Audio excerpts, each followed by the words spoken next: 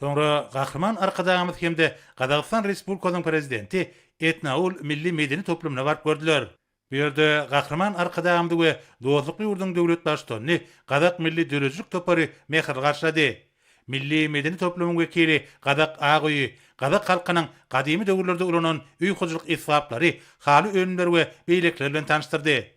Etnaul Milli Medeni Toplum Kazanat aylığının çağırına 2554 metr meydan tutuya. Toplumun ekli ekspozisiyası 30 sani Ağoy'da yerleştirilip, bir yere geleyenleri Kazak halkının bay tarihi, medeniyeti, sunuvatı ve diğer desurlarla tanıştırıya.